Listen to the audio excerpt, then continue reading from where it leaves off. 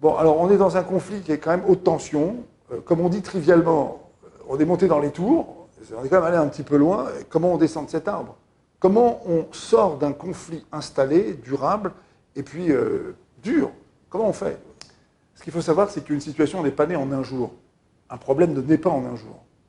Un problème a une histoire. Une situation a une histoire. Qu'est-ce qu'elle va faire, la thérapie? La thérapie, ça va être un forum qui va permettre de reconstituer l'histoire.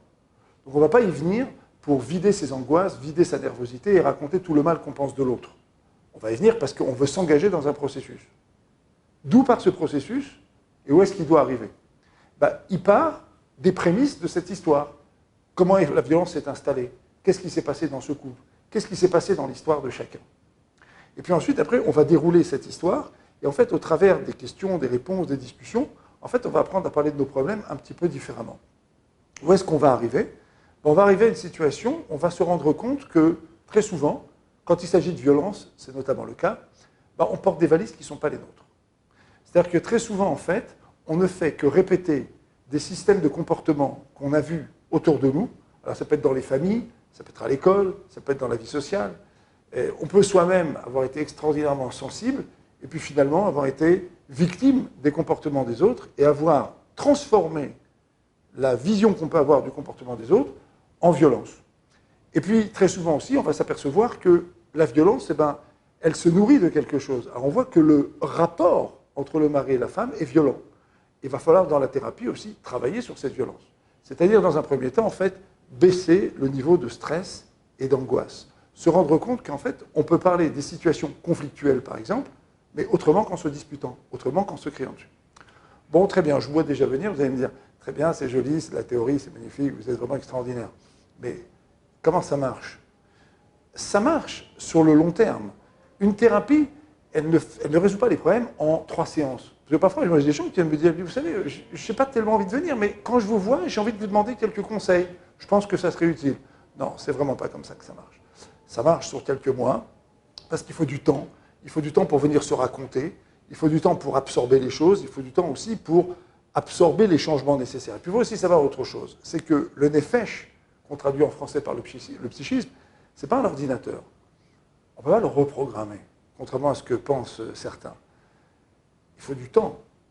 Il faut du temps pour qu'un individu puisse absorber les changements qu'on lui demande d'adopter. Alors, en règle générale, celui qui est à côté, qui a déclenché donc, la thérapie, a déclenché donc, le travail, il va dire « moi, je n'ai pas le temps d'attendre ». Attendez, vous êtes gentil, moi, je n'ai pas le temps d'attendre. Alors, c'est vrai. Dans les thérapies, il faut conjuguer le court terme et le long terme. C'est vrai que très rapidement, on va donner des recommandations de comportement, on va expliquer comment on doit se comporter au quotidien. Par exemple, quand il y aura un problème sur lequel on avait l'habitude de se disputer, on apprendra dans un premier temps à en parler, par exemple, par écrit. On apprendra, par exemple, à ne pas en parler tout de suite. On apprendra, par exemple, à en parler plutôt dans le forum de la thérapie qu'en parler face à face, par exemple. Et puis, petit à petit, on va comme ça développer un certain nombre de comportements qui sont des comportements qui permettront de baisser le niveau de stress et qui permettront de faire un nouvel apprentissage, donc de la communication dans le couple. Aussi, autre chose qu'il faut savoir, dans la thérapie que nous faisons, c'est-à-dire une thérapie, mais qui est basée sur nos outils théoriques, les nôtres, qui ont 3331 ans d'âge, si vous le permettez, on a quand même cette idée qu'on peut prier. On peut s'adresser au Boréolam, au Créateur, en même temps qu'on peut s'adresser à sa vérité intérieure. Si vous allez voir des kinésiologues, des psychologues qui ne sont pas forcément religieux, ils vous diront votre vérité intérieure, votre pensée intérieure, votre intuition intime vous montre le chemin. Alors nous, on va dire les choses un peu différemment. Tout ça est vrai, mais on va dire les choses un peu différemment. L'espoir, il se nourrit des avancées qu'on est capable de faire, des concessions qu'on est capable de faire, des changements qu'on est capable d'adopter. Il se nourrit aussi de la capacité à lever les yeux et de dire « Maître du monde, est-ce que tu peux nous aider ?» Parce que finalement, c'est lui qui nous a créés. Nous ne sommes pas des singes améliorés. On a des âmes, on est des humains, et on a au-dessus de nous quelqu'un qui désire ardemment notre bonheur, et parfois beaucoup plus que nous-mêmes. Comment est-ce qu'on fait ce travail? On le fait à deux ou on le fait seul? Réponse, les deux, mon capitaine. D'abord, une partie de la thérapie, c'est de comprendre le couple comme étant un lieu commun. Un lieu dans lequel, en commun, on a mis nos problèmes. On a apporté nos valises, on a ouvert, on a déballé le linge sale. Donc d'abord, on traite le couple comme étant un couple. Donc on va raconter l'histoire du couple.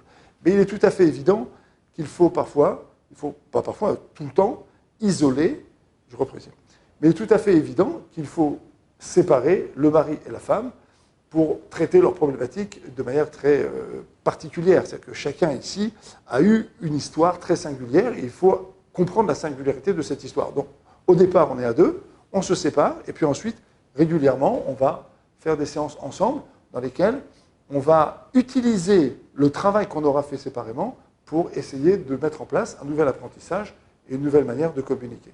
Ça vous a l'air un petit peu linéaire, mais sachez que en l'espace de quelques semaines, voire quelques mois, quand on a la volonté réelle de rentrer dans la thérapie et non pas d'utiliser la thérapie pour se vider l'un sur l'autre ou afficher son intransigeance, on arrive à des résultats extraordinaires. Voilà ce qu'on peut dire pour démarrer l'apprentissage de ce calme nécessaire donc, dans le couple. Évidemment, pour le reste, comme vous l'avez compris, ça ressort de la thérapie. Voilà, à bientôt.